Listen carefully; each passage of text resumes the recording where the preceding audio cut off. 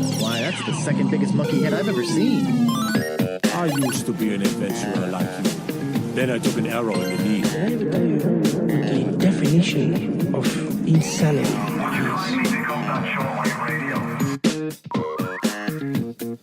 Hello, and welcome to episode 22 of PvA Radio. I am one of your hosts, Luke Croft. Joining me, as always, freelance gaming journalist and real journalist. Not that freelance gaming journalist isn't a real journalist.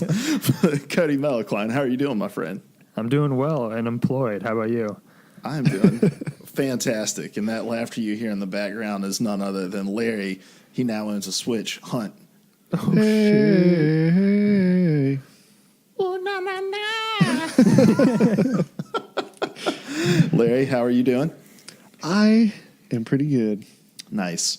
Well, Happy New Year to the two of you and to Thanks. all of our listeners out there. Very excited about this year.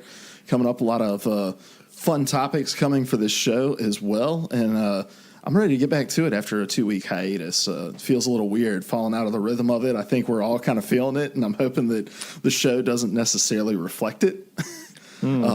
We had a rhythm? We did have a rhythm. We did a show. Just kidding. 21 weeks in a row. Oh, I meant within the show. Oh, no, not at all. Oh, man. So if this is your first time here, this is PvA Radio. It's a weekly show where we bring the 3 biggest stories in gaming news to the table and then have an in-depth discussion about them. You can find us on podcast services everywhere with new episodes going up every Tuesday. We're also over on YouTube. Just search PvA Radio. And then next week, we will be live streaming as well, if I can get it figured out, over on twitch.tv/PvA Radio. So go drop a follow over there, hit the little notification bell. You'll know when we're live. You'll be able to watch VODs over there as well. So go do that. I'm also streaming some Overwatch on there. Larry's done a little bit of Fallout, but he hasn't streamed in a while just because life. I also haven't played Fallout in a while. Well, there's that too. We'll get into that. Yeah. So, all right, that's going to do it for all the housekeeping, guys. We've got like 3 weeks worth of what we've been playing to catch up on. So let's start there. Cody, going to start with you. Yeah, so I got Smash Bros. For Christmas. So I pretty much played that for a solid week, unlocking, or not even a week, probably a few days, unlocking all the characters. But I've been playing it nonstop since. I marathoned through, not all the way, but most of the way through Thronebreaker, that Witcher kind of card game thingy that I was playing before. It's been a while since I've actually played anything new other than Smash Brothers. So I've marathoned through that this past weekend, and then I got Blackout, or I guess Black Ops 4, but for me just Blackout because I'm not going to play either of the other 2 modes. And I'm actually loving it. I've been playing it with my brother a lot. It's not a game that I would have bought just to play by myself, but it is a much smoother first-person version of PUBG, which I'm all up for. And I mean, the shooting is obviously solid as hell because it's Call of Duty, so I jumped in pretty much knowing how it worked, and the learning curve is a lot less steep for me.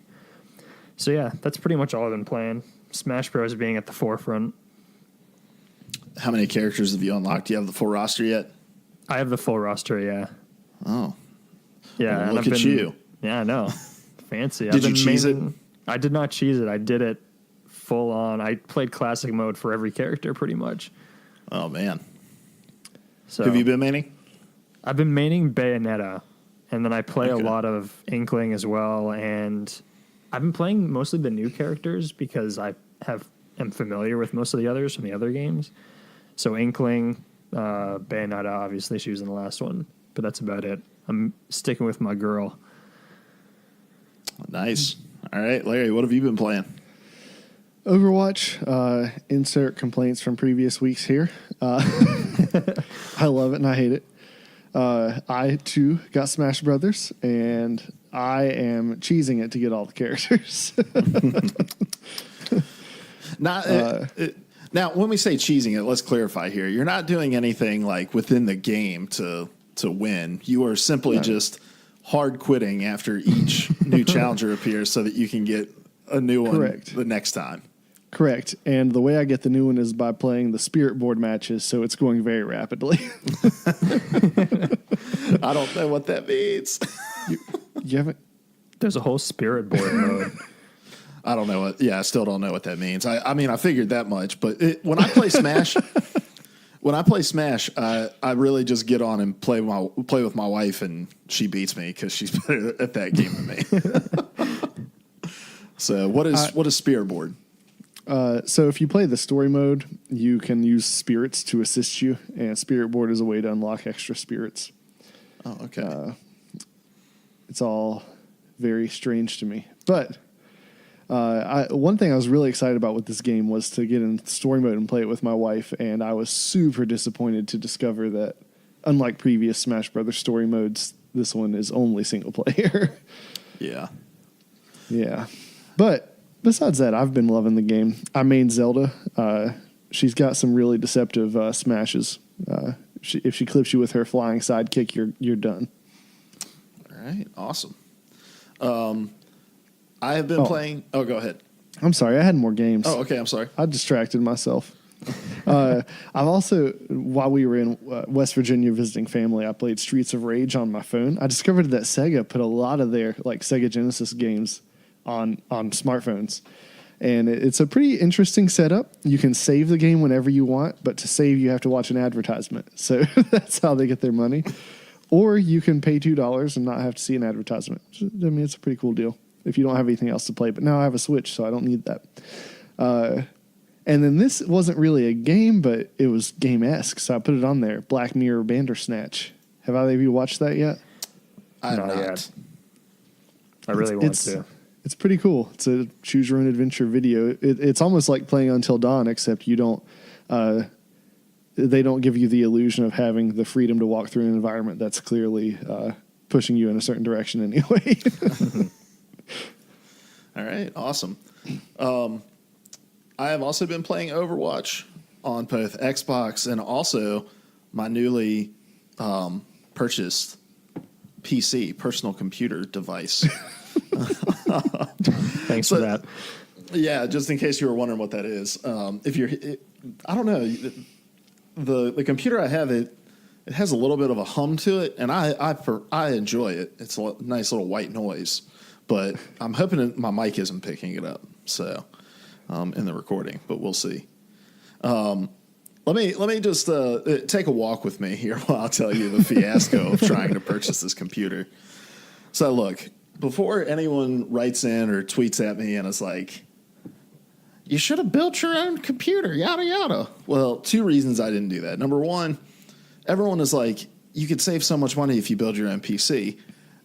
I don't know what math those people are doing or if they're just patient and buying parts up over a span of 18 months for when they find deals or whatever, but there was no math I could figure out to where building a PC would be cheaper in both the cash spent on the parts and also the time spent having to assemble it, right?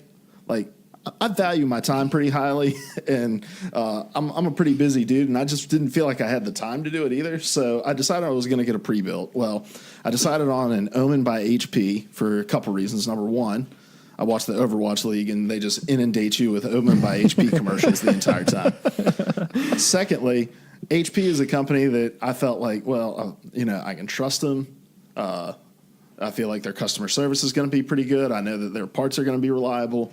And then third, it was on sale. It was $150 cheaper than I was expecting to pay for it at Best Buy. So a couple Saturdays ago, the Saturday after Christmas, I decided to drive down to Best Buy, get my computer, bring it back out of the box, basically DOA. It's like giving me this beeping code. I had to open it up, reseat the RAM, reseat the hard drive, reseat the GPU. Finally starts up, running perfectly fine for a couple days. I streamed on it, played Overwatch on it, all this stuff. A couple days later, though, it starts giving me the same exact error code. And this time, troubleshooting, it's not going to do it. And even if it had done it at that point, I'm like, I'm not going to spend this much money on a machine. I've got to open up every 3 days and reset it. So I go down to Best Buy, swap it out. Real quick. Yeah. Just so the listeners know, how far do you live from Best Buy? I live an hour away from Best Buy. Oh, my God. So I drive down to Best Buy, I swap it out, right? Get it back to the house, out of the box, exact same thing. this beeping code. It's 3 long beeps, 3 short beeps. It's a BIOS problem. All the troubleshooting I do, nothing's happening. So I drive down very same day to return it. I'm just going to get my cash back, right? Well, I go to the counter, and the girl's being real helpful, but then she's like, hold on, I got to get a manager to come override this. Well, he comes back, and he's like, well, sir, because you spent more than $800 on this system, we can't refund you cash. You're going to have to wait 2 weeks in order to get your check back.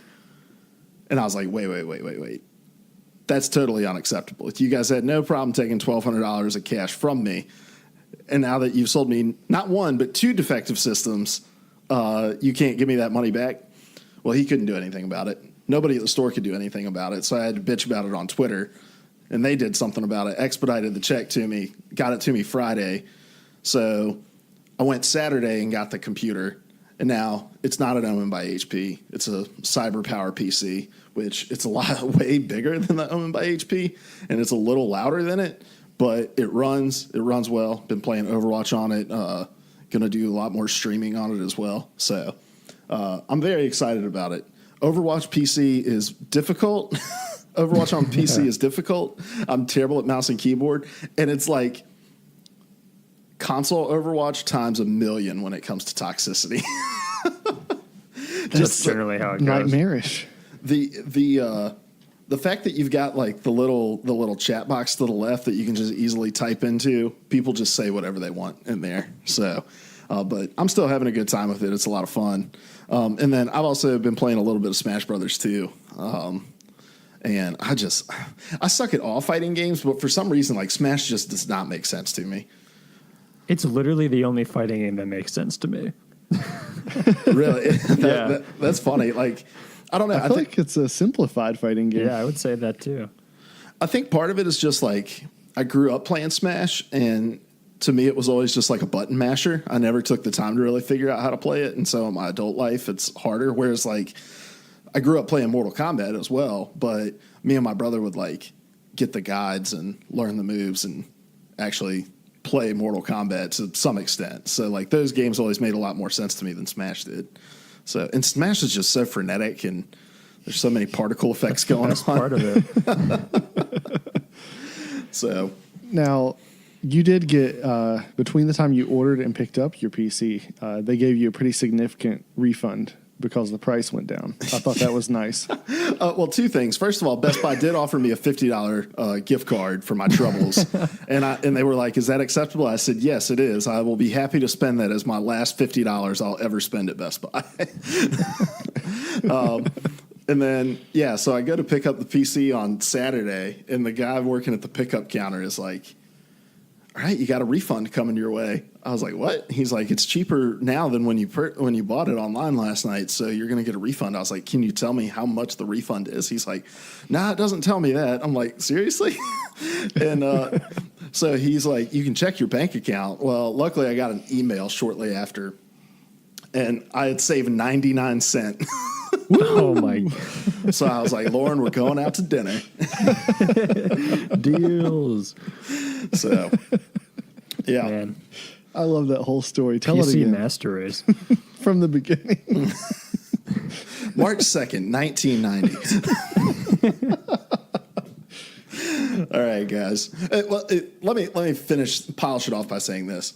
This is what happens to me, and you can ask Larry. Larry's known me for years. This is what happens to me literally anytime I try to do anything cool for myself.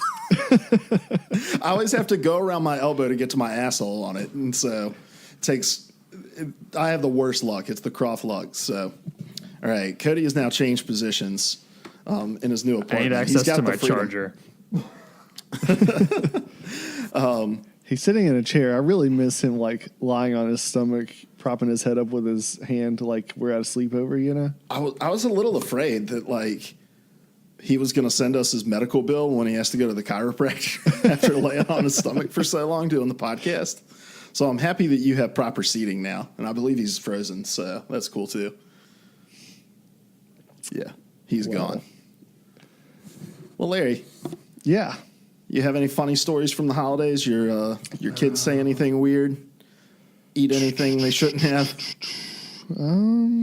I know there probably are some, but here I am on the spot not thinking of them. Did I tell you any funny ones? What's the worst thing your son got away with because he then looked at you and started blowing you kisses?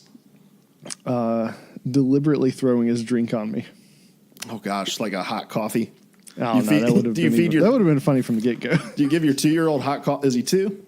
Yeah, and I actually, both my kids, they like black coffee. I don't give it to them like hot enough to burn them, but they do drink a warm cup of black coffee in the mornings with me. But I do microwave it after I give it to them. All right, now that you trust that this is safe, let me go heat it up for you. Oh, man. Yeah, I don't think you told me any other funny stories, but I just figured we'd try to stall for a little bit of time. Cody's internet has been garbage. It already cut out on us before. There he is. Now there are 2 Codys. Oh, man. Are you seeing that? Ghost Cody. All right. So whichever Cody wants to kick us off with his topic, you can go ahead. I just want to say that I am sitting on my bed, not in a chair, and that at some point I may start leaning down again. At some point you may start what? Oh, I think his internet's crapping out again. Now what is wrong with Cody? Codys. No, I don't. It's always fine. Oh, there he is. Hi. I'm going to multiply. I'm multiplying and budding. This is Cody's version of if you get another Facebook request from me, don't accept it. Pretty much. We're going to keep all this in, right? This is gold. Oh, absolutely. Like, I'm going to take the time to go back and edit all this. Happy 2019, everybody. All right, Cody, kick us off. What's your topic? What was that about, a rhythm? Yeah. All right. Yeah, I'll kick us off. I guess my topic is pretty much the only story that happened within the last week, like topically. And so we're going to talk about a colossal shitstorm that happened in the Overwatch League in the past week, and it's basically the whole fiasco revolving around Ellie. That I put her name in air quotes, her in air quotes as well. So I'll briefly summarize it, and we can start delving through the details as we talk about it, because I'm sure we will. But in brief, Ellie was a player on Second Wind, which is an Overwatch League contenders team. She was on the roster, and she was the first. Hold on one second. Let's clarify here. I mean, Overwatch Contenders is a feeder for the Overwatch League, but it isn't Overwatch League. No, it's not. It's a development league. And this team in particular is not sponsored or partnered with any Overwatch League team officially. Some are. But this was Second Wind is a part of the Contenders North America, and Ellie was the first female player in Contenders North America. There are others in other areas of Contenders, and there's obviously a female player in Overwatch League itself. So recently, Ellie left Second Wind, and Second Wind said that it was partly due to her receiving a lot of harassment and a lot of threats, which is unfortunately not unique to this situation and how women are treated in esports, and in Overwatch in general. But to really kind of get a understanding of this story, essentially, as often happens with female esports players, quote unquote fans and gamers started questioning her credentials and scrutinizing her while she was on Second Wind. Second Wind supported her. And essentially they were questioning whether she was actually a woman and whether she was actually as good as she appeared on paper. Second Wind did stand behind her, although it's key to note that they never confirmed her identity prior to bringing her onto the team, for a variety of reasons, partly because it's an independent team that doesn't offer salaries and isn't sponsored, so they really don't have any, they don't really need to. And so that means all the players interact online, and so the whole fiasco could happen a lot easier than it normally could. And so the whole thing blew up all these accusations blew up on Friday when a streamer named Aspen claimed Ellie was a fraud and part of a grand social experiment that was created by an ex-second win player named Colin Kalug Arai and a current unsigned Contenders player named Punisher. And essentially the whole social experiment, Ellie is not a woman. Ellie is controlled by a man, or these two men.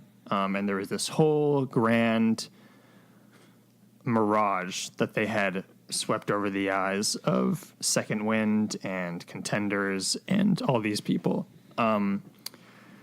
This whole thing kind of, as a lot of things do, blew up on Reddit in the ensuing days, and there was a whole ongoing argument about how women are treated in esports was reignited, and the side that usually is skeptical of female players was given ammo because of this whole fiasco. So those are the bullet points. There's obviously a lot more to dive into. And I guess we can start with your overall thoughts of the fiasco, but I feel like we could probably dovetail that into my first question, which is basically, how did this happen? This is obviously not part of the Overwatch League itself, but it's still part of Contenders, which is a feeder system that they do oversee somewhat, as I understand. Mm-hmm. So how do we think this happened, and what are your overall thoughts starting off? Yeah, I think there is a loose organization in Overwatch Contenders. I don't believe there's a ton of oversight within it because currently the way that like Tier 2 and Tier 3 Overwatch is structured, teams compete in open division, and anyone who's playing on PC can put together a team and sign up to play in open division. And one of the rewards for coming out of open division is getting to play in Contenders and compete. And so there's relegation systems and all this sort of stuff. And so within the overall structure of Contenders and open division, I think there's probably less oversight than what a lot of people would think for those things. I think when we see a feeder system like Overwatch Contenders, we think of like the NBA G League or minor league baseball, and that these things are really tightly associated with the parent product, and that's not necessarily the case here. Overall thoughts on this is just like, how shitty a situation. Like, I think part of the problem that a lot of esports have in general is an immaturity by the different levels of people within an organization. Whereas in like traditional sports, you know, your coach, your owners are going to be probably way older, like 60s, 70s. Your GMs and head coaches are going to be in their 30s, 40s, 50s, and then your players are going to be like mid 30s and down. Whereas like in Overwatch, there's a lot of key decision makers who are 20 years old, 22 years old. You know, I was listening to a podcast today and they were talking about how Unko was old. And I was like, how old is Unko? And he's 23. And it made me feel old as shit because of it. But like, this screams of immaturity. It screams of disorganization. And I do believe that what we're going to hopefully see is some tightening up of Overwatch Contenders, because Blizzard is a little notorious for just kind of letting Overwatch Contenders sit out in this kind of ether without a lot of support, without a lot of publicity. Like, Overwatch Contender playoffs are going on right now, and I imagine that a lot of fans of the Overwatch League don't know that. Mm-hmm. But I think with these sort of negative stories, like, Blizzard has to check themselves and realize that, okay, if we're going to put the name Overwatch in front of this product and not have the oversight, shitty things like this are going to happen, and we're going to have to continue to answer for them. And so it's either, do we want to deal with this when the situations arise? Because this won't be the last time that, maybe not this exact same situation happens, but a similar situation will happen. Or do we want to get out in front of this and hold teams more accountable for the players that they go out and they sign? So yeah, those are my initial thoughts. I've got nothing to add really about how it happened. I think you're right. It comes down to disorganization, and they are going to have to crack down on it, because at the end of the day, yes, it's not technically Overwatch League, but Overwatch League is in the name of it. And anything that happens badly here is going to be attached to Overwatch League. So the smart thing to do is to crack down and get ahead of these things. Exactly. And if you're not going to be publicizing contenders and the only press coming out of it is this, you're going to have to deal with it in some way. Because this was a Washington Post article that you... Yeah, and obviously I think there's a lot of great esports reporting being done. That I just posted that because that was the most high profile of these stories. But once it's hit that level, your name is in the press, and it's in the worst way possible. Yeah. Because I'm sure there are a lot of middle-aged to older people who are reading the Washington Post and suddenly see this, and this is their impression of Overwatch League. Which, I mean, the value of that may depend on your perspective, but it's still something that Blizzard doesn't want to be connected with. I think we can probably there's a very big question I want to ask, but I think we'll hop over that for now because we're talking about Blizzard and Overwatch League. But oh man, he's coming. I do want to know again. what you guys think. How does Blizzard and how does the I hope there are three of them. Overwatch League move forward with this? I think Well, you the are second right. one They're has going to have to disappeared. take tighter I control. know. I hope he brings back two. And kind of and they're bring doing in the different reins things.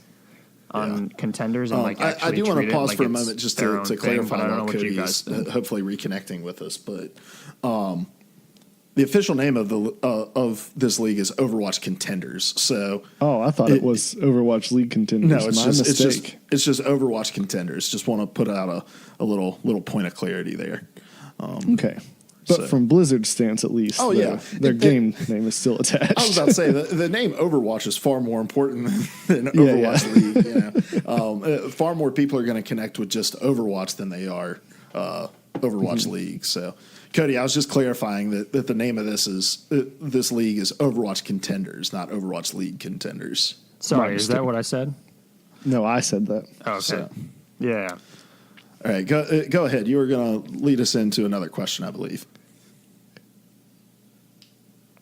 Wow. Did you catch any of my question, or did I fade out? There you are. He's back. All right. I don't know what's going on. So you were going to lead us into another question here. Yeah, I'm curious. We kind of talked about this already, but how do you think this will impact Blizzard and Overwatch League moving forward?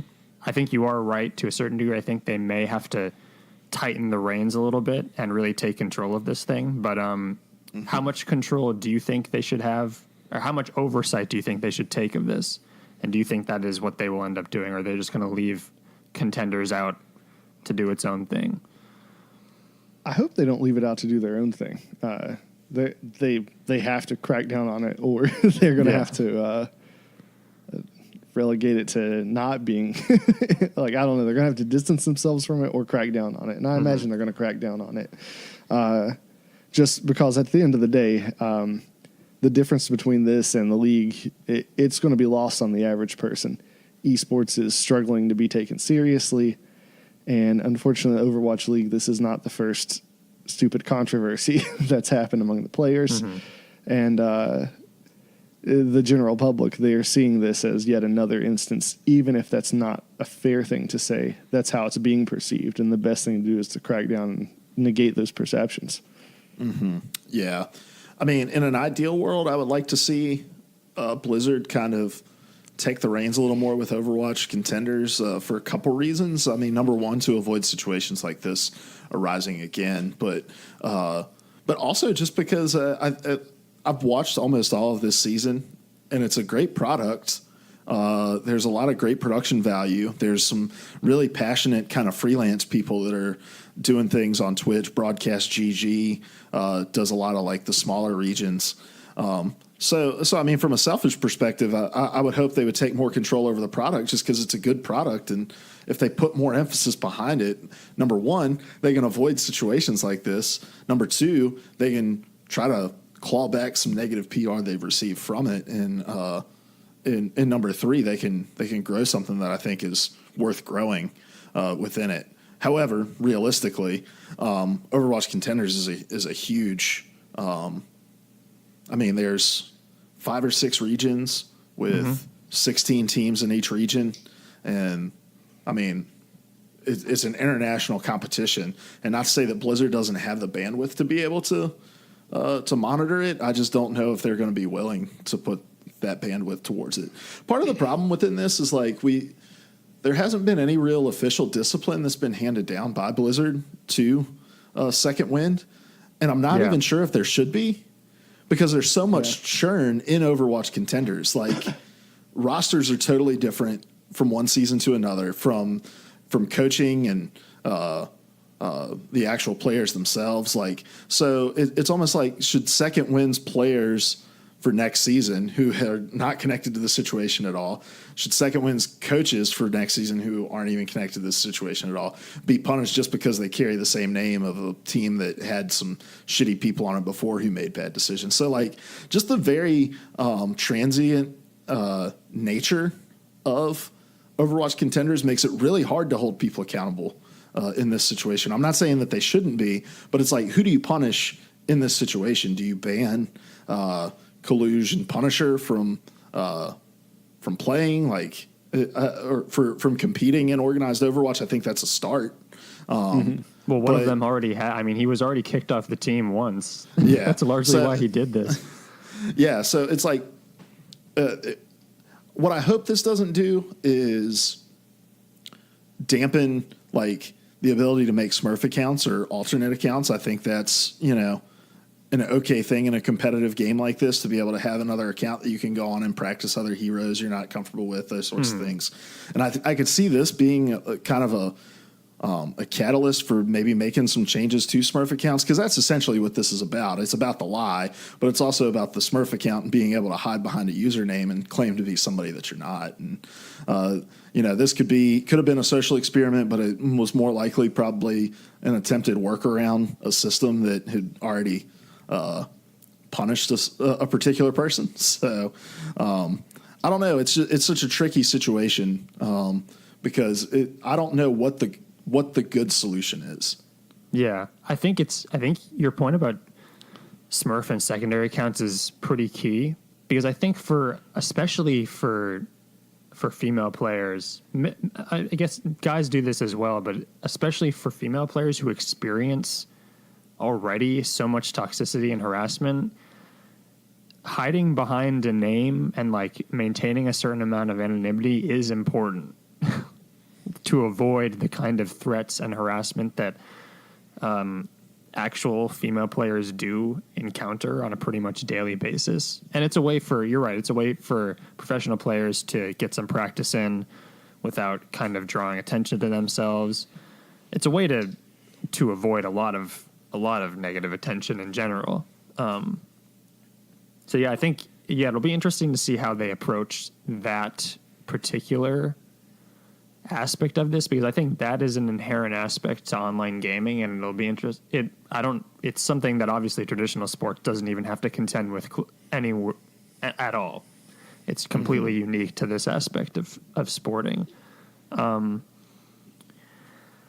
that does sort of bring me to the question that I'm most concerned about concerning this whole fiasco, which is, how do you guys think this will impact women in esports and women in the Overwatch League? They already endure a lot of harassment and toxicity, and they already have to contend with a lot of people yelling fake gamer girl and questioning your credentials and your identity as it is. And this obviously did not help that at all. So how do you think do you think this will just feed that paranoia and that hatred, that harassment? It's hard to see it as anything other than basically just providing ammunition to the side that thinks they're right. Yeah. So this social experiment, quote unquote, all it's done is throw gasoline on a fire that's already been burning, really. Yeah. Like you're saying, it's already a thing of people questioning an identity. And when the story was first breaking, and all we knew was that people were claiming that Ellie wasn't really a girl, I was like, oh my gosh, here we go Exactly, again. This is just what a certain subsection of gamers does. And Luke called me and told me that it actually turned out that Ellie was not a girl. I was like, holy crap. That was really shocking to me. And it's just going to embolden these sorts of things moving forward. And that's really unfortunate, both in esports and in gaming as a whole. My wife games with me, and just so I've never had to endure the level of toxicity that women have to endure, but I've had a front row seat to it quite a number of times. And so this kind of stuff really ticks me off. These guys, they've done a lot of harm here, I think. They're going to make it more challenging for women going forward. Yeah, and it adds an extra barrier of scrutiny that doesn't belong there, you know? And we've seen this in the past already. Shanghai Dragons off-tank Gegri when she was coming up the ladder and making a splash in the professional competitive scene. People called her out and said that she wasn't really playing, and she ended up doing a stream where she showed her hands while she was playing, and it was evident that she was playing. But it's just like there are no dude gamers out there that are having to do that. No.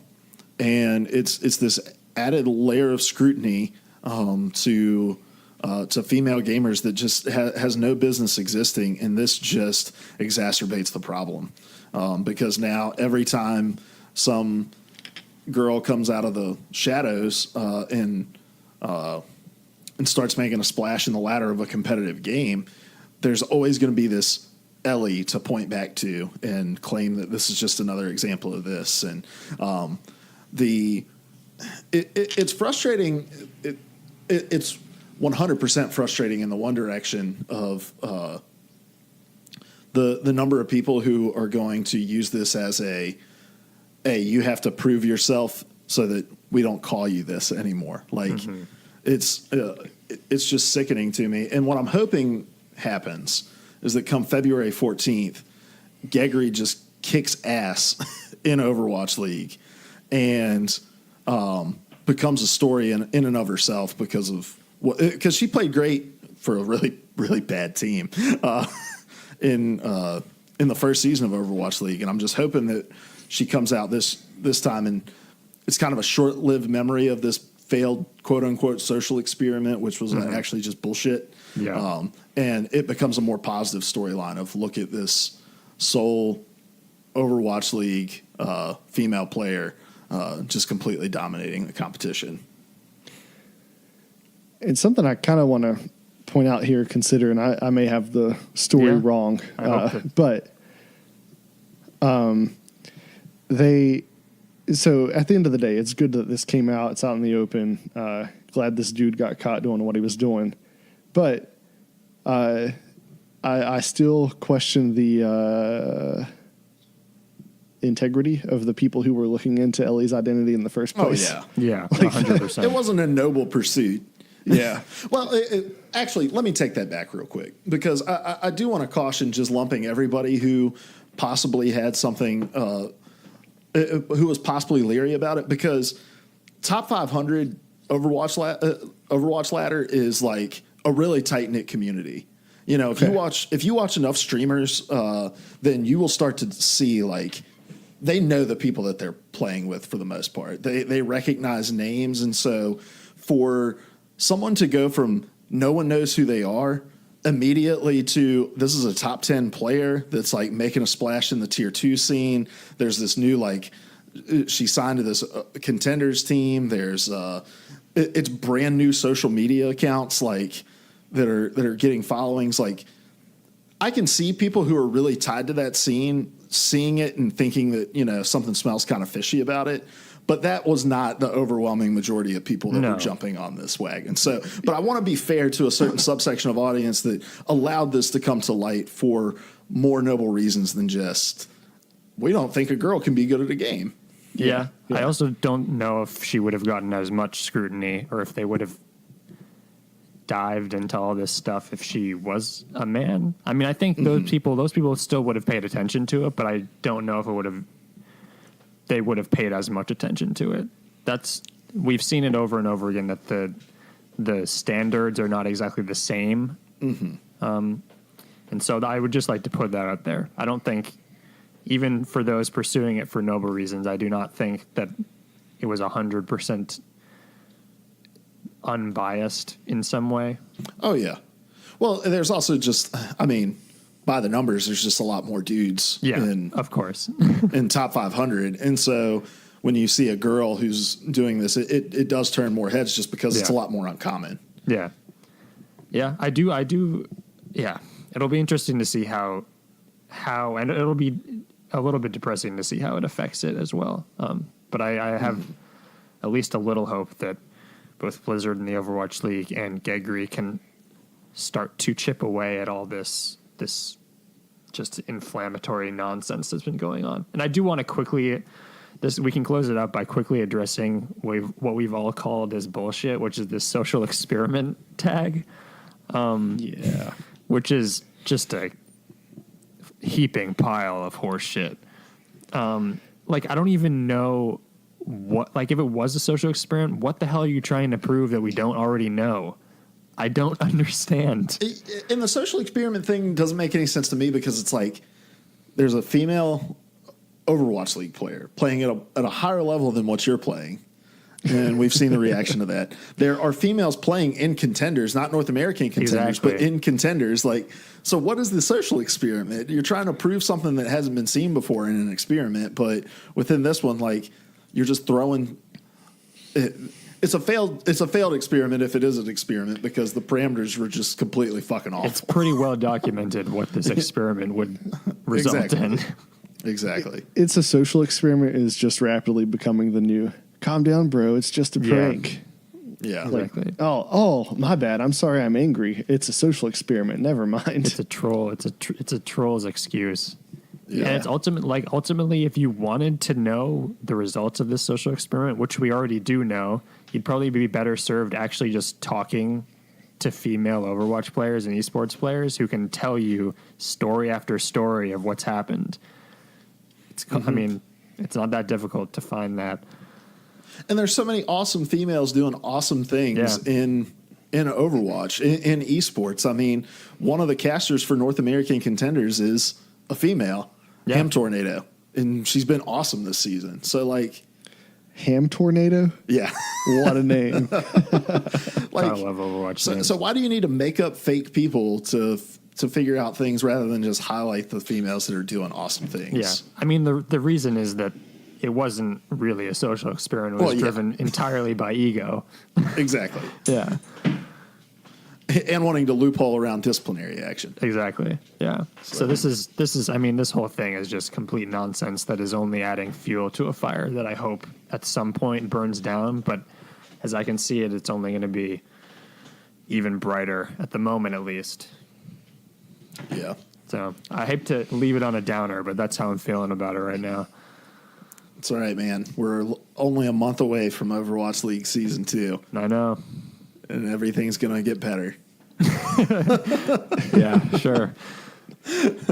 All right, guys, let's move on because we're 45 minutes into this show. Whoa. So my topic. I want to talk about next gen console predictions, all right? I want to get these on the record before we start getting concrete information out about it. And I think it's been pretty well rumored, at least we're going to start to see more information coming out this year. So this is how this is going to work. We're just going to go kind of round robin style here, and we all have 5 predictions, correct?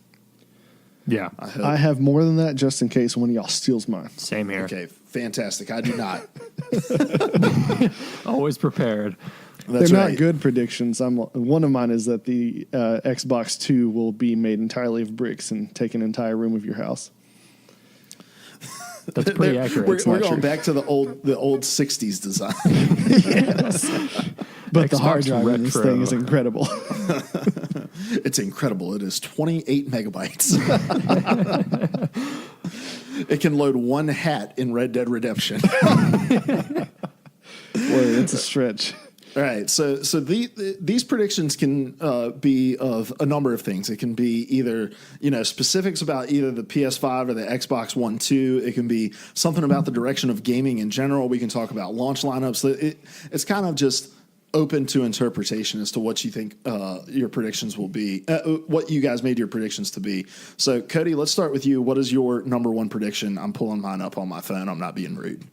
Yeah, I don't think any of these are super bold. I'll say that. And they kind of range from the hyper-specific to the broad. But let's see. What was my first one? My first one was that I don't think... We've talked about this in the past.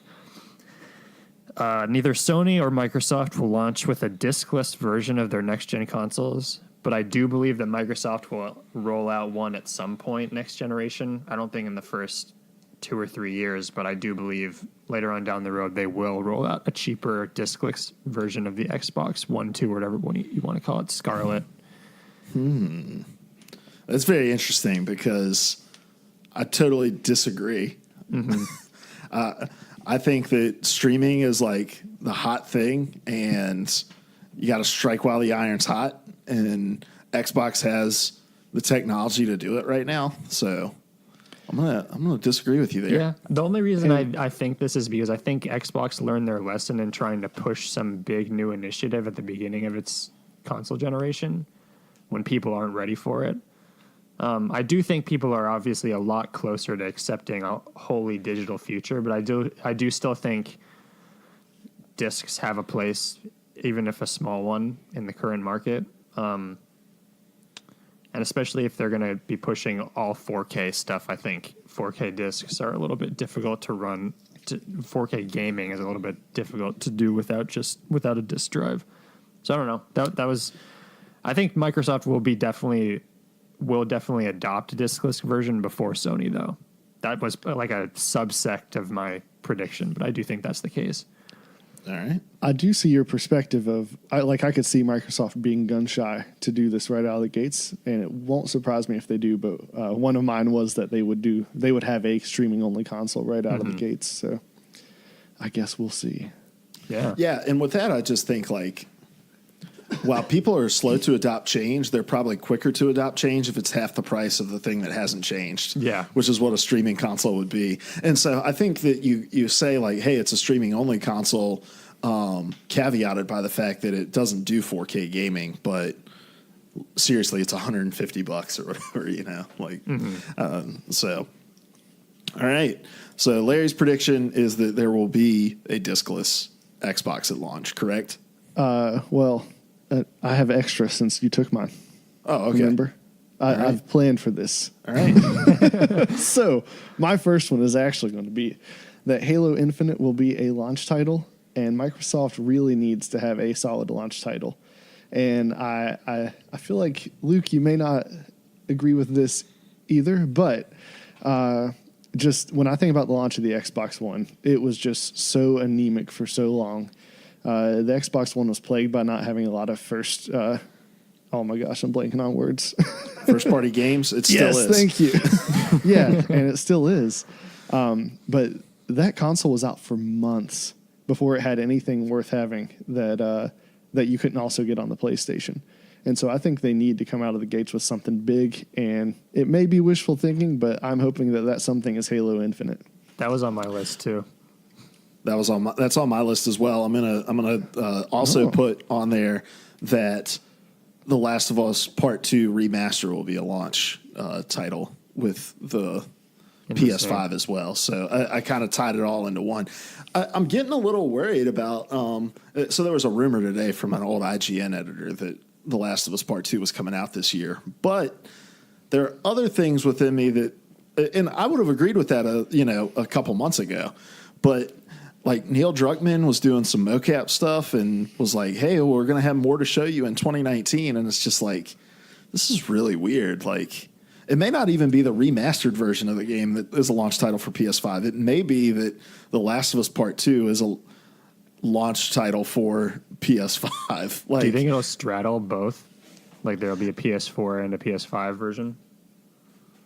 There's a part of me that thinks that it could be plausible, but then there's another part of me that's like, can Sony get away with that? Like, showing this game for 3 years and then having the PS4 version be the secondary version of the game at launch. Like, I think that's a hard move to make. But I think no matter what, a version of The Last of Us Part 2 will be available for PlayStation 5 at launch, along with Halo Infinite for Xbox. So I'm keeping that as my prediction. And I'm glad I'm getting these crappy ones out of the way. All right. All right. Cody, what's your second prediction? So I do want to add on to the heap of launch title stuff. This is going to be 100% wishful thinking. And I know it's not true, but I want Cyberpunk 2077 to be a launch title. It will not be. You want that tomorrow? Well, I do want it tomorrow, but it's not going to be ready tomorrow. Or the next day or the next day. Or for the launch of the PS5. Or for the launch of the PS5 and Xbox One, too. But for my 40th birthday, I'm hoping. But I just wanted to heap it on there because there's a small part of me that believes it could be a kind of a bridge, another bridge between this gen and next gen. I actually do think it'll probably be an entirely next gen game just because like a lot of the comments coming out of the showings of that demo were, there's no way this can run on current gen technology. That was a lot of what people were saying. And looking at the demo itself, I am also kind of in disbelief that it is. So we'll see. Sorry, that's not a full prediction. That was kind of a half one. I have a very specific one for next gen. Well, not very specific, but specific to a certain developer. And it's mostly, you could classify this as a next gen prediction, but I also think it's a 2019 prediction.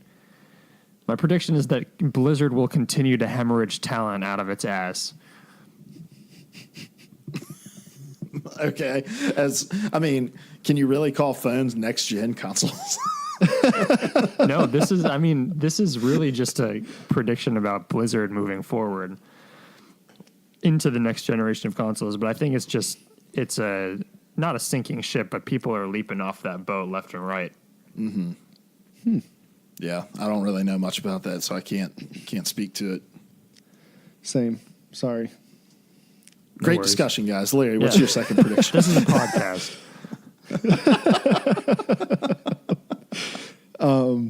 My next one is that moving forward, it's already become an issue, but if you don't police yourselves, eventually someone's going to step in and police you for you. And I think that is coming with loot boxes sooner or later. I think companies are not learning the lesson fast enough, and I think eventually enough governments are going to crack down on these things as a problem that we're going to see the loot box system disappear and have to be replaced by something else. I'm trying to think of the best way to ask this question. What countries do you think would need to take that action, would realistically take that action to where a company would just have to be like, well, forget it, we're not putting loot boxes in our game at all? Because I think about I'll let you guys answer that first. I think the United States is the big one. And I can really see it happening here. I may be wrong, but I do see it as a real possibility. I think the U.S. would have to be the one to do it, but I also think they're the ones least likely to do it. It's going to be European countries that take the lead on this 100%. Yeah. And that may move the needle for EA or somebody like that with FIFA. Yeah. But outside of that, I don't know. It would have to be the U.S. or China or, and I just don't see any of those countries doing it. So I'd love to see it. And I think it's going to be more the market speaking than any kind of government speaking. Yeah. Mm-hmm. And I think we've seen less and less egregious acts of it outside of Fallout recently. But they don't really do the loot box thing. Right, the microtransactions. They just blatantly Yeah. do highway robbery. Yeah. But all right, awesome. My next prediction: Xbox will forego replaceable batteries in their controller come into the 21st century by putting rechargeable batteries in their controllers and making them wirelessly rechargeable. So you'll be able to take it because the wireless charging pads like this right here, they're becoming more common. I think Xbox will adopt that technology to where you can just rest it. I would love to see something that like you put on top of your console and then plug it into the USB port on the back, and then you just set your controllers on the console. But I think that may not exist out of the gate. That's probably more of a third party thing. But yeah, rechargeable batteries in the Xbox One controllers with wireless charging available. I hope you're wrong, because it's so much cheaper to just buy rechargeable AA batteries and put them in your wall charger and replace them in like 10 years. Is it though? Like, what's cheaper? How much is a battery pack? What's that? How much is a battery pack? No. I'm saying that it's just built in, like the PlayStation controller. Okay, I didn't realize that. Yeah, so and that thing, like, it doesn't lose its longevity. I have had one of my controllers has been the same controller I've had since launch, and the other one I had to replace because a thumbstick got worn out. I've never had to replace a controller, like a PlayStation controller, because the battery wouldn't last. Same here. Well, yeah. full disclosure, the AA's that I bought for my 360 are just now starting to stop working, so I had no idea. Right, Welcome to the future, Larry. but you pay the same amount for the controller, and then you're paying additional for the rechargeable batteries and the rechargeable battery charger. So It's true, but back during the 360 days, those rechargeable battery packs would wear out, and they were like $15 a pop. Larry's the only person on this planet that is like, I will defend having to run to the other room to replace my batteries every fourth Overwatch match. Now that I know that technology has advanced to the point where my controller won't wear out, that's very exciting to me. So thank you for showing me the future. Yeah. 21st century. All right, Codsworth, what's your number 3? Number 3. Let's see. What's number 3? It's the one after 2. Yes, number 3 Didn't. is also not especially bold, but I said I think judging by the pedigrees, most of Microsoft's exclusives next generation will be, I think it'll be a focus on single player content, to varying degrees of size, obviously.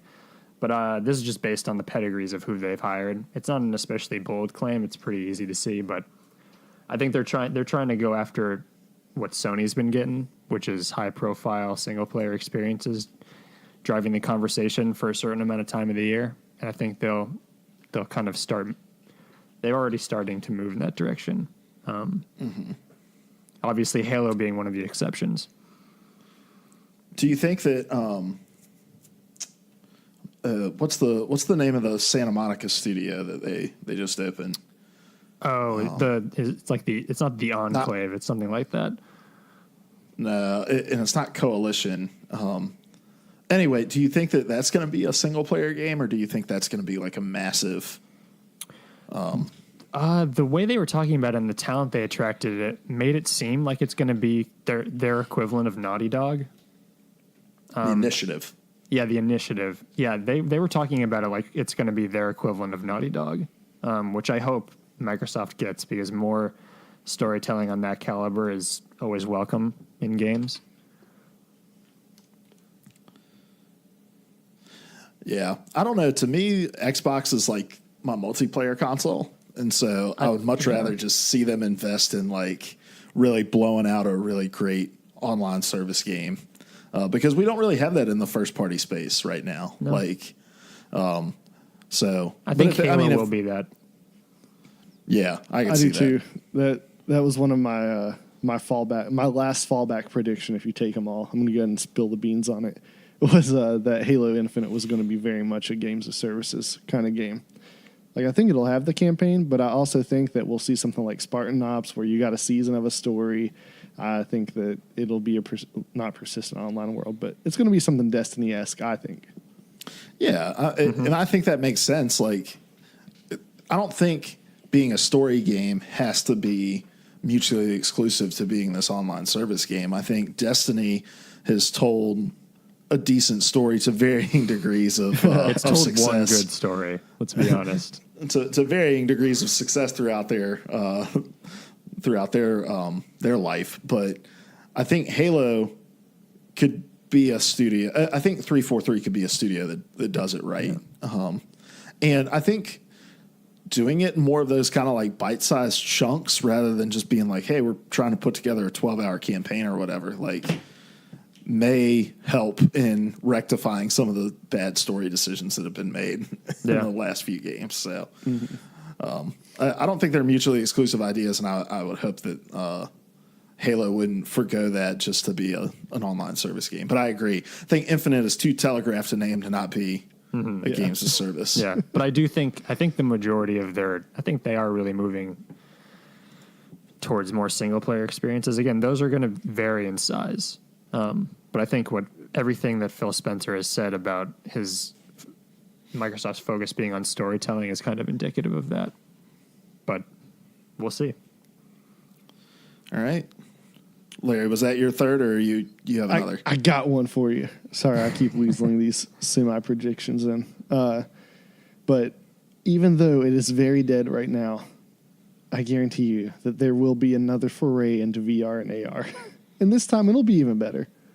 I don't know if it'll be good enough to stick around, but there will be an even better attempt at VR. HoloLens. I was about to say, maybe we'll see HoloLens finally. What's that? Exactly. Don't ask anyone at Microsoft. Yeah. Still waiting on them to adopt it into Minecraft like they promised, because that looked awesome. Yeah. All right, my next one. I'll throw a PS5 one in there because we've been talking a lot about Xbox. The PS5 will be fully backwards compatible for first-party titles. So I don't think that they'll be able to go back and say, like, all games are backwards compatible, just if you have a disc, put it in. Because I think that they'll have to go the route of Microsoft with having to, like, come up with a digital solution of backward compatibility, especially with the kind of wonky architecture of the PS3. So I think that we'll say, like, hey, if you own a disc from PS1 to now, you'll be able to put it in your PS5 and play it backwards compatibly. I hope so. Yeah, it's about time. So we're moving on to 4. Yep. 4. This is what I'm gonna call this one the God of War effect. And by that, I have in quotations here, "be better," which is obviously a quote from God of War if you've played it. But essentially just the idea that I think AAA publishers and studios are going to start stepping back and reevaluating stale franchises or even just franchises in general. And this is fingers crossed. This is big picture stuff. But between what Santa Monica did with God of War and what Ubisoft is currently doing with Assassin's Creed, I think there's hopefully moving forward going to be an effort to invest in creativity and not just stability or like redundancy. I think Assassin's Creed's more spread out release schedule is kind of indicative of this paying off in huge ways, creatively and commercially. And I think the same goes for God of War. So I hope a lot more developers and publishers start to take a cue from Santa Monica and Sony's approach to that game. What do you have any guesses as to what franchises you could see? Yeah, I was thinking about this. Halo doesn't really even count because I think this has just been in development for a long time. I'm trying to think of franchises I'd consider as stale. Call of Duty is, but I don't think Call of Duty Activision's going to be taking the reins. They're off going that in the one other direction. Yeah, exactly. New game every quarter. Exactly. I couldn't think of an example off the top of my head, but I don't even think doesn't even have to be a stale franchise. It could just be a franchise in general, but like taking a step back and reevaluate, like understanding the core of that IP and reinterpreting it. Actually, I think a great one would be BioShock. It has been dormant for a long time, but I have to imagine, and 2K has indicated that it's working on something, and I hope that that is in some way a reflection of this ethos. Bioshock has always pushed kind of the envelope in one way or another, so I hope it continues to do that. But I think God of War will have, if not in the near future, the far-flung future, I think we'll start seeing that ethos creep into large studio decisions. Yeah. All right. Larry, what's your fourth? Yeah. So I think that we're going to see an increase in the free-to-play model. So think like Fortnite. Like you can play the game, but they're trying to get you to buy the season pass, trying to get you to make the microtransactions to get the gear or whatever. I think we're going to see a lot more games adopt that approach. I think of like Smite. I know Smite's not a hugely popular game, but it does still have a base of players playing it, where you can play a character for a while. Paladins has the same model. You can play a character for a while, but eventually you have to buy some characters, that kind of idea. I think we're going to see a lot more games do that. I'm not sure that that's a good thing, and I may get hate mail for this, but just as a product, like not as a product, but mechanically, I've never been impressed with Fortnite. I don't think the UI is that great. I have lots of complaints about how the game itself functions. And I think a lot of that is because you had a small studio putting something together that wasn't going to really pay for itself till later on, and it paid for itself in big ways. But I anticipate more games are going to try to go that route. And I don't know what kind of quality games we're going to get from that. But as gamers are dead set on not paying more than $60 for a game, studios are going to continue to experiment with how to make money. And Fortnite has demonstrated that this is a model that can be pretty effective. Especially if what you're thinking is going to happen with loot boxes happens, or if just the market kind of kills that whole idea too. Yeah. It's the same thing that happened with season passes, you know. There are very few games anymore that have season passes outside of like Call of Duty. Even like Battlefield has gotten away from it, right? Yeah, Battlefield ditched it completely. So, and when EA's dipped out on a way to make money, you know, the tides are turning. So, all right, my fourth. I have two here that I think are pretty strong. One I think is a lot more far-fetched, so I'm going to start with that one. So we've seen that there's like three basic rumored Xboxes, right? There's the Anaconda, Lockhart, and then Scarlet. Scarlet being the streaming one, Lockhart being the like Xbox One S equivalent, and then Anaconda being the Xbox One X equivalent. This is far-fetched, but I could see it happening. The Xbox One Anaconda will be a PC Lite with Microsoft making proprietary upgradable parts with a simple snap feature.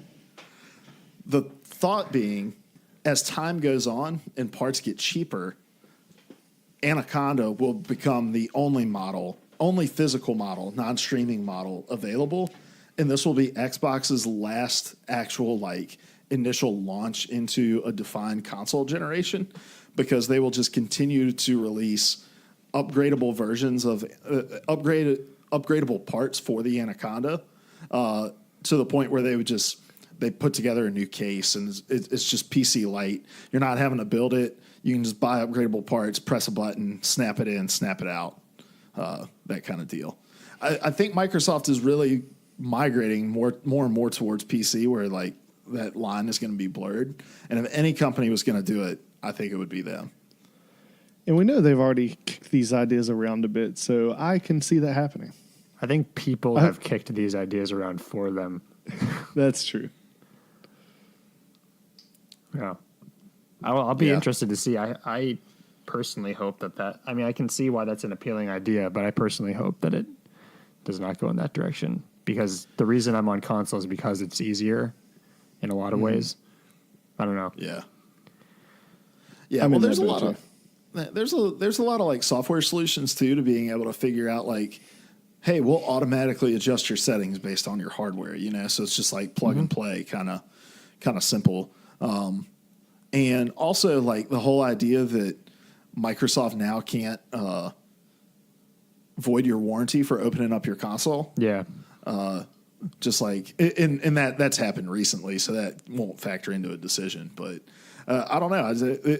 I don't see it happening. Like I said, it's far fetched, and I don't think I would even like it happening if it did. It would just be interesting to see. I like it. It's a bold claim. All right, Cody, final one. My final one here I have is listed Kojima's wet dream delayed at least twice.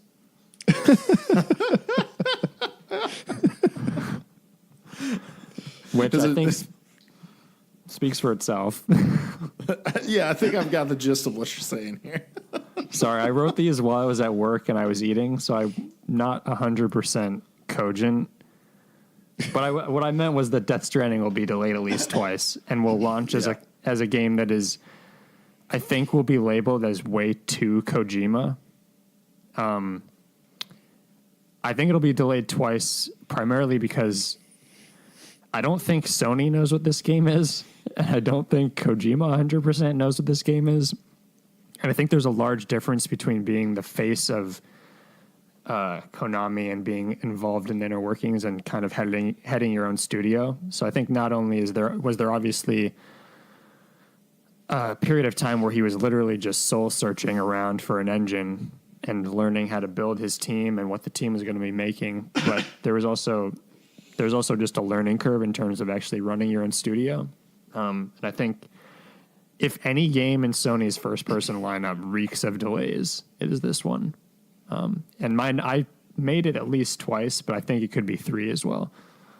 So you don't think this is coming out in 2019 like a lot of people are speculating? Maybe it'll launch in the VR Dreamscape. Maybe it'll be a Dreams game in Media Molecules game. Death Stranding, fully playable in Dreams.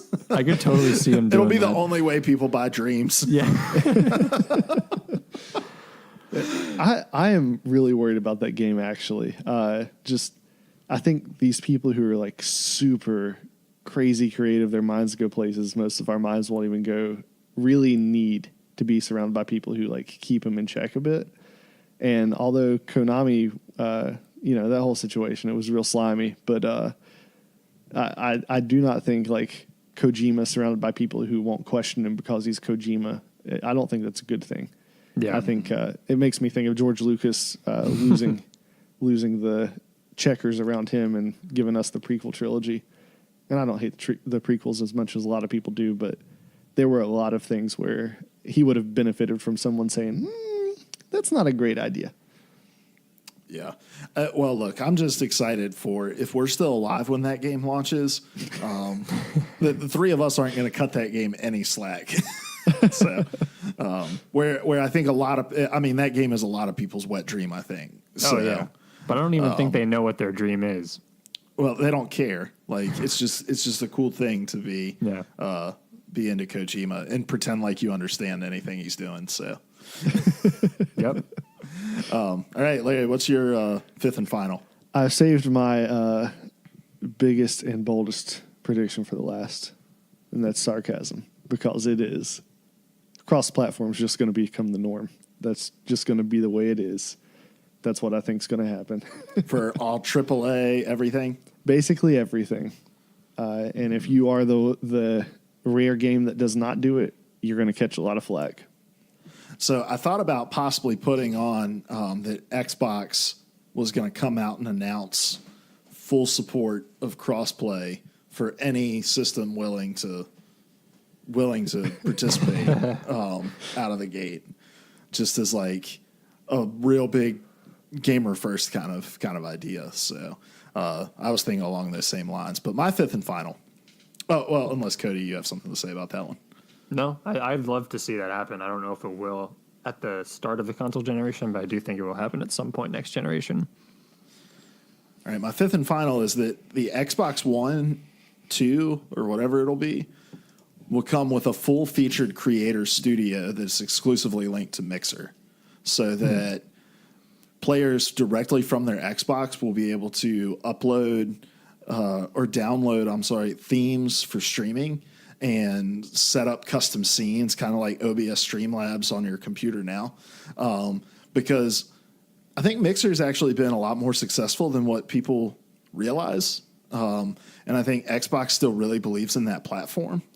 And so equipping people out of the gate to be able to do really creative and fun things outside of, I mean, right now on an Xbox One and on PS4, there are very limited options as far as how to customize your stream. With PlayStation, in fact, I think having a few more options than even the Xbox does at this point. But a way to kind of lean even more heavily, because Twitch is growing like a weed. Like, it's insane how just the levels of engagement on Twitch right now. To lean into that new streaming and content creator culture and have it fully housed within your box, I think would be a really cool feature to have that doesn't seem gimmicky to me. Yeah, that's a great prediction. Yeah, I can see that. And now I hope we get it because you've made me excited. All right. Get on it, Phil Spencer. Friend of the show. All right. Larry. So it's been a few weeks since we talked about Fallout. So let's talk about some more Fallout. Let me just point out, it's been 3 weeks, and you right here have 4 stories. Okay, I thought it was 3. I didn't see the nuke glitch up there. 4 stories. Like, does this game just get shit on at least once a week? I don't know that happens so much as or they shit on they themselves. actively seek it. yes. All right, kick us off. All right, so we've got this colossal train wreck of a game. They've had repeated incidences. I'm not going to go through the whole thing again. We're talking about a lot of train wrecks today. To recap 2018. 2018. Train wreck. But the ongoing thing is Bethesda not respecting the consumer, not being upfront with the consumer, actively deceiving the consumer, and they've had repeated promises to be transparent with the consumer. And after that promise, the first full thing's Destiny cycle. Huh? The full Destiny cycle. Yeah. Yes. The way Bethesda has handled this, though, has made Bungie look like they didn't have any missteps with Destiny, I think. Yeah, that's true. But the first thing wasn't a transparency issue. There was a glitch where nuke code stopped working. I believe that was the week of Christmas. So you couldn't drop nukes on the map, which is a pretty important in-game activity. Could they have not spun that to be like, hey, we believe in peace on Earth on Christmas Day, and so we have disabled all nuke codes? Yeah. But Someone to would their have credit, found it out. Someone would have dove into the code. These are PC modders. they agreed to be more transparent, so I give them credit for not trying to lie about it. But not much credit, because one thing they did lie about was they released a product. I have blanked on Nuka Rum, Nuka Dark Rum was the product. So you could pre-order this for $80. You could get this. It was a really cool looking bottle, right? It's kind of got that Fallout rocket ship 60s. Not 60s, 40s vibe. I don't know, 50s vibe. A decade that is older than me. Yes. Early 80s, probably. Anyway, it's a really cool looking bottle. And, people pre-ordered it, and you get basically that you're paying for the gimmick of it's a Fallout bottle. So, sure, you don't have high hopes for it, but you had higher hopes than what you received. Because instead of this really nice glass bottle that it appeared to be, it was actually a plastic casing pressed together around a bottle of rum.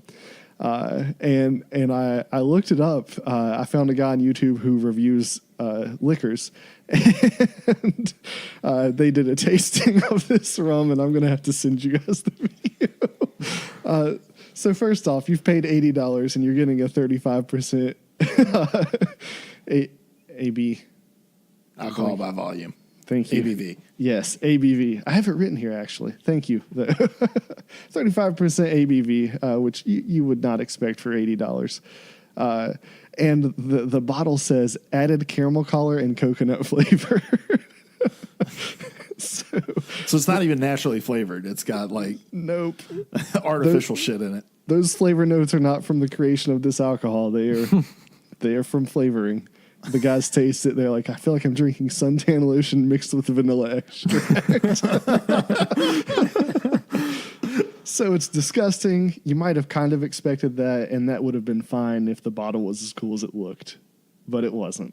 And so you had they advertised one bag, you got another, and they could argue that they didn't advertise the bottle people were expecting, but they certainly didn't make it plain that people were going to get what they received. And Were they like a glass bottle was a prototype, but it turned out to be more expensive. And having the bottle in the bottle, as you can imagine, affects your capacity to pour the liquid out of the bottle. You're going to make a huge mess. So that happened. Yeah, do you guys have any comments you want to make on that? Just keep on rolling. Yeah, just keep on going through them. Okay. The next thing is some people got banned for cheating, and Bethesda offered them a way back into the game if they were willing to write an essay. which let's be honest, that's pretty cool. That is hilarious. But Bethesda owes us a lot of essays too. Yeah. True. Yeah. Had all of the other stuff not happened, I don't believe this would have been a controversy. For me personally, in spite of all the other stuff, I love when cheaters get punished in hilarious ways. Mm-hmm. So, yeah, but you're right. They owe us some essays as well. Also, and not everybody who was banned was a cheater per se. Yeah. They need to have a good appeals process. Yeah. If you're going to have a crazy cheater punishment, you do need to have a good appeals process. What was the length requirement on these essays? 500 words. 500 words. Yeah. Oh, that's a decent chunk. Yeah. And the topic is on how cheating damages the online gaming community, I think. Yeah. So I liked it mostly, but a lot of people were real angry about it. Yeah. And then the last thing is the Atom Shop. So in Fallout, you can earn these things called atoms. You can't earn a lot of them very quickly because Bethesda wants you to buy the atoms. And you can use the atoms to buy cosmetic things like poses for your photos, borders, filters for your photos, new outfits. And in fact, if you pre-ordered the bag, you'll remember they gave you $5 worth of atoms. And I don't know how much time you guys have spent in the Atom Shop, but I told you back then, $5 wouldn't even buy you an outfit. Well, Bethesda, in the midst of their overwhelming success with this game and the great levels of goodwill that they've built with their player base, they've been slowly cranking the prices up in the Atom Shop. And so there was a pack where you could get a Mrs. Claus, a Santa Claus outfit, and a sign or two, like some Christmassy props. And it would cost you only $20 of real world money. Which, I mean, if you're looking at like Fortnite's market, it's comparable. Like Fortnite charges $20 for a skin. Okay. But they also, Fortnite also has a lot more goodwill to work with. I was going to say, I'm not justifying it by any means, but I am saying that like this isn't outrageous with what we currently see from people. So yeah, well, I think also though, I think Fortnite's model where the game itself is free matters with that as well. Yeah, definitely. Mm-hmm. But right now, for just $6 shy of what you can buy the game for, you can get another skin for it. And it's a very seasonal skin. It's only going to be useful for a little while, and then you're going to want to move on to something else unless you're weird. I could probably wear Santa all year. I could do that. But, you know, and this is kind of the thing with a lot of these stories, right? Some of them on their own would not be gigantic controversies. Mm-hmm. But when you've had a colossal screw up like Bethesda has had here, even the little things look bigger. Well, and I can't remember if I said this on the podcast or if I just said it to you while talking about this, Larry, because for some reason this dominates a lot of conversation. How is Bethesda not looking at their roadmap of shit that they're doing and saying, we should probably pump the brakes on that. Like, this would be a great idea if our game came out and was popular and worked and people liked it, but they just continue to roll this crap out when it's not like they're just waking up one morning and deciding like, oh man, we should make a Santa skin. It's like, no, that's been in the works for months, most likely. And at some point you have to be intelligent enough to step back. And it just makes me think like, how are the people that are decision makers here still employed? Yeah. And the thing that stands out to me about the Atom Shop issue is, although it doesn't have a big base of players, there are a lot of people, not a lot. There are people who are playing and enjoying Fallout 76, and they want the game to succeed. Myself, I'm among those to a point, even though I haven't played the game in 4 weeks. But there are people who are playing it. They're having as good a time with it as they can have. And the Fallout 76 subreddit is generally like pretty understanding is not the right word, but they don't get as riled up as the rest of gamers. But this Atom Shop thing, like that even affected the Fallout 76 Reddit in a pretty big negative way. So at this point, they're even beginning to tick off the people, the diehards that are defending this game and trying their best to love this game, while Bethesda makes that more and more difficult instead of more and more easy. Yeah. What a colossal screw up. Yeah, I have nothing to add to this conversation. I'm just tired of thinking about Fallout 76. I'm getting radiation Let's make a sickness. pact for the rest of January, unless Todd Howard goes out and shoots somebody. We're not going to talk about Fallout 76. I think Larry's just all in at this point. Next week, they're going to do something else stupid, and I'm going to tell you about it. Yeah, you just In the follow-up section. Yeah, you just created a challenge I'll for make it more Larry. simple next time. I mean, a challenge would be difficult.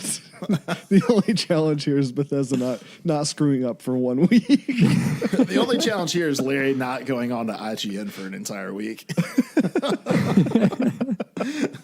All right, guys, let's move on. I have a new game. I don't have a name for it yet. All right. But let me pull up the score from last year's game. There are too many games, but this isn't one of them. Honestly, the reason that I've stopped is because there's a level of creativity that goes into making these fake games that I just was not willing to give the bandwidth to anymore. So It's time to bring Ben on the show. yeah.